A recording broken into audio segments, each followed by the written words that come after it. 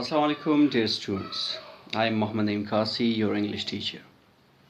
Dear students, आज हम अपना सबक आगे बढ़ाएंगे, लेकिन जैसे कि कल हमने किया, एक मुख्तसरन दोहराई हम करेंगे कल के सबक की कि उसमें हमने क्या पढ़ा था, फिर हम अगला सबक पढ़ेंगे। हज़रत अबू बकर सिद्दीक एक बहुत मशहूर ताजिर थे जो कि ईमानदारी और सच्चे और अपने अच्छे अखलाक की वजह से बहुत मशहूर थे, लोग उन्हें पसंद करते थे। और यही वजह थी कि जब उन्होंने इस्लाम की तबलीग शुरू की तो बहुत सारे जो सहाबी थे उन्होंने एकदम से इस्लाम कबूल कर लिया, जिनमें उनके नाम कल हमने पढ़े तो हज़रत उस्मान बिन अफ़ान, अब्दुर्रहमान बिन औफ़, तलहा बिन उबैद, साद बिन अबी वक्कास और ज़ुबैर बिन अवाम जैसे मशहूर साहबी शामिल हैं इसमें। जब उन्होंने इस्लाम कबूल किया हज़रत अबू बकर सिद्दीक ने, तो उन्होंने अपनी पूरी ज़िंदगी इस्लाम के लिए वक्फ़ कर दी। और जब मोहम्मद सल्लल्लाहु अलैहि वसल्लम ने बुत परस्ती और बुरे अमाल की मज़म्मत करते हुए इस्लाम की तबलीग शुरू की तो कुरैश के लोग इस पे बहुत ज़्यादा नाराज़ हुए और उन्होंने मोहम्मद सल्लल्लाहु अलैहि वसल्लम के ख़िलाफ़ बहुत सारे कार्रवाइयाँ शुरू कर दी, जिससे उन्हें बहुत तकलीफ़ हुआ, बहुत मुसीबतों का सामना करना पड़ा और आखिरकार इस हद तक मजबूर हो गए कि वो मक्का से मदीना हिजरत कर गए। लेकिन इन तमाम हालात में हज़रत अबू बकर सिद्दीक रज़ियल्लाहु ताला अन्हु मोहम्मद सल्लल्लाहु अलैहि वसल्लम के साथ रहें, डट के खड़े रहें। यही नहीं बल्कि हज़रत अबू बकर सिद्दीक ने बहुत सारे ग़ुलामों को ख़रीदा और आज़ाद किया। उनमें सबसे मशहूर हज़रत बिलाल रज़ियल्लाहु ताला अन्हु हैं। आप रज़ियल्लाहु ताला अन्हु मोहम्मद सल्लल्लाहु अलैहि वसल्लम के बहुत ही करीबी साथी थे और जब महराज का वाक़या हुआ तो उसमें बाकी लोग तो मोहम्मद सल्लल्लाहु अलैहि वसल्लम पे यकीन नहीं करते थे, लेकिन हज़रत अबू बकर सिद्दीक रज़ियल्लाहु ताला अन्हु वो वाहिद शख्स थे जिन्होंने बग़ैर मोहम्मद सल्लल्लाहु अलैहि वसल्लम को सुने किसी और की ज़ुबानी मोहम्मद सल्लल्लाहु अलैहि वसल्लम की इस बात पे यकीन कर लिया था। और इसी वजह से आप रज़ियल्लाहु ताला अन्हु को अल सिद्दीक का लक़ब मोहम्मद सल्लल्लाहु अलैहि वसल्लम ने दिया। तो आज हम इससे आगे पढ़ेंगे कि इसके बाद हज़रत अबू बकर सिद्दीक के और कौन से खिदमात है जो उन्होंने सर अंजाम दिए। तो चलिए स्टार्ट करते हैं इसको।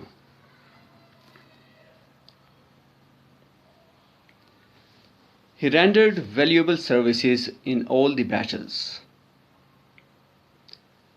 उन्होंने तमाम जंगों में काबिल कदर खिदमात सर अंजाम दिए। He was in charge of the right wing of the troops in the Battle of Badr. वो ग़ज़वा बदर में फ़ौज के दाएं दस्ते के निगरान थे। दाएं फ़ौजी जो दस्ता होता है, राइट विंग, तो उसके जो सरबराह थे, निगरान थे, वो हज़रत अबू बकर सिद्दीक थे।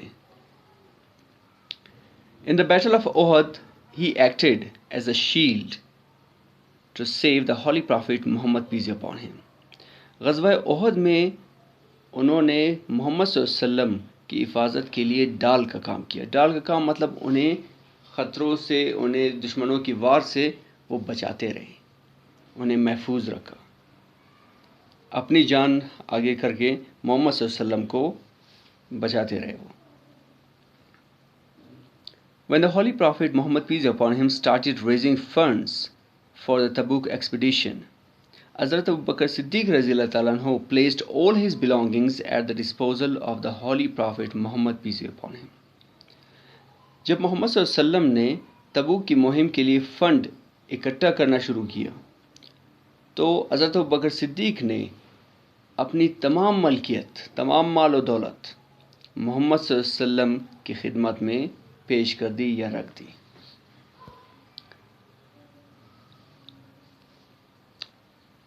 Upon this, Hazrat Umar Raziyallahu Ta'ala Anhu remarked, "No one can surpass Abu Bakr Siddiq Raziyallahu Ta'ala Anhu in serving the cause of Islam. اس پر حضرت عمر رضی اللہ تعالیٰ عنہ نے فرمایا اسلام کی خدمت میں ابو بکر صدیق رضی اللہ تعالیٰ عنہ سے کوئی سبقت نہیں لے سکتا۔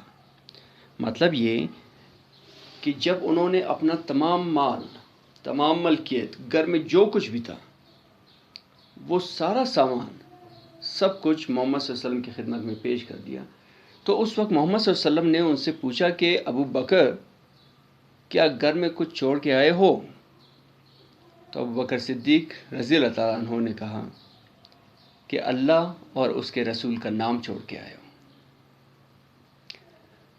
اسی دوران حضرت عمر رضی اللہ تعالیٰ عنہ جو کہ وہاں موجود تھے، انہوں نے اپنے گھر کا آدھا سامان محمد صلی اللہ علیہ وسلم کی خدمت میں پیش کیا تھا، اور یہ دیکھ کر کہ ابو بکر نے پھر بازی مار لی، پھر وہ مجھ سے آگے نکل گیا، کیونکہ اس بار وہ سوچ رہا تھا کہ میں آدھا سامان گھر کا لے کر آیا ہوں تو اس سے زیادہ کوئی بھی نہیں دے گا۔ لیکن جب حضرت ابو بکر صدیق رضی اللہ تعالیٰ عنہ نے اپنے گھر کا پورا سامان محمد صلی اللہ علیہ وسلم کی خدمت میں پیش کیا تو حضرت عمر رضی اللہ تعالیٰ عنہ نے کہا کہ اسلام کی خاطر حضرت ابو بکر صدیق سے کوئی بھی آگے نہیں بڑھ سکتا۔ After the conquest of Makkah,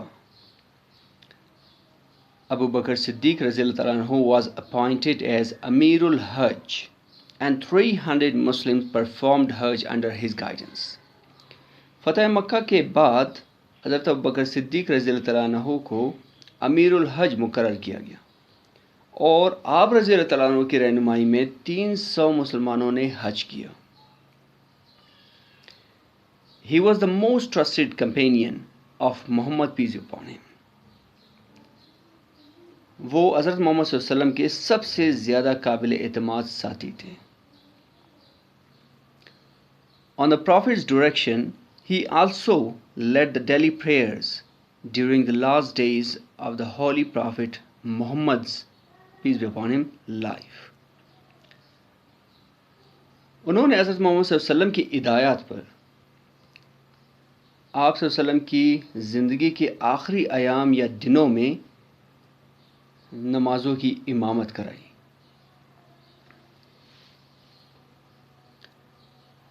He is also one of the 10 companions of Prophet Muhammad peace be upon him who were assured by the Holy Prophet Muhammad peace be upon him of the place in heaven known as Ashra Mubashra.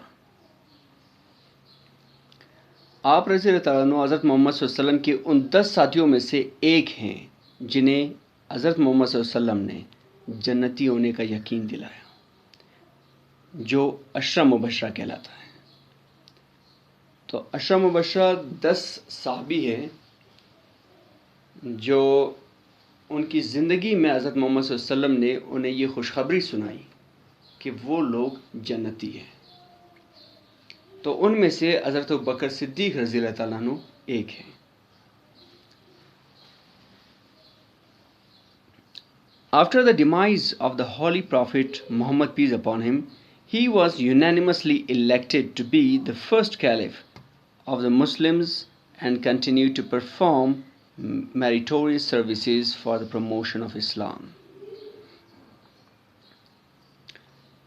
حضرت محمد صلی اللہ علیہ وسلم کی وفات کے بعد آپ رضی اللہ تعالیٰ عنہ کو متفقہ طور پر مسلمانوں کا خلیفہ منتخب کیا گیا، اور آپ رضی اللہ تعالیٰ عنہ نے اسلام کے فروغ کے لیے قابل تعریف خدمات سر انجام دی۔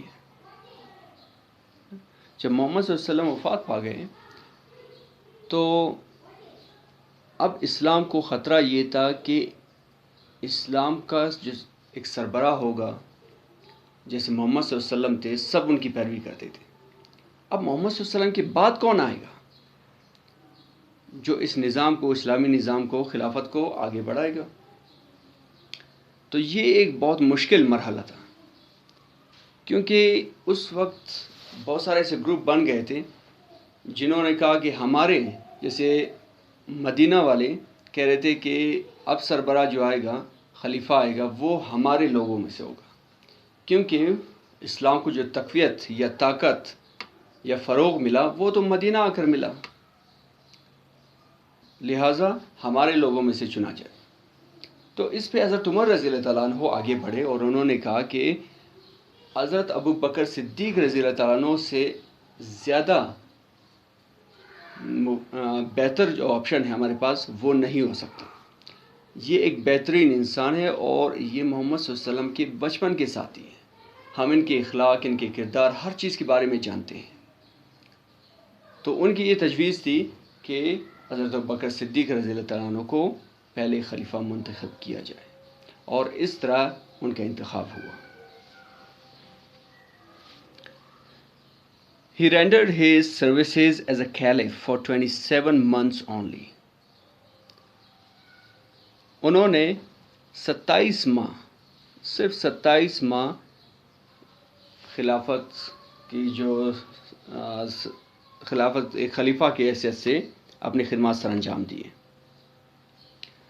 تو اتنے مختصر دور میں انہوں نے بہت سارے کارنامے کی، بہت ساری جنگیں لڑی اور اسلام کو بہت آگے پہنچایا، اور ان کے عطا کے جانے سے پہلے بھی، وفات ہونے سے پہلے حضرت عمر رضی اللہ تعالیٰ عنہ کو انہوں نے ایک تجویز دی کہ حضرت عمر کو دوسرے خلیفہ منتخب کیا جائے۔ تو ڈیئر اسٹوڈنٹس، آپ لوگوں نے یہ بار بار پڑھنا ہے، اس کی دہرائی کرنی ہے، اور اسی طرح انشاءاللہ یہ زیادہ مشکل نہیں ہے، آہستہ آہستہ سب کچھ آسان ہوتا جائے گا۔ So take care, thank you very much.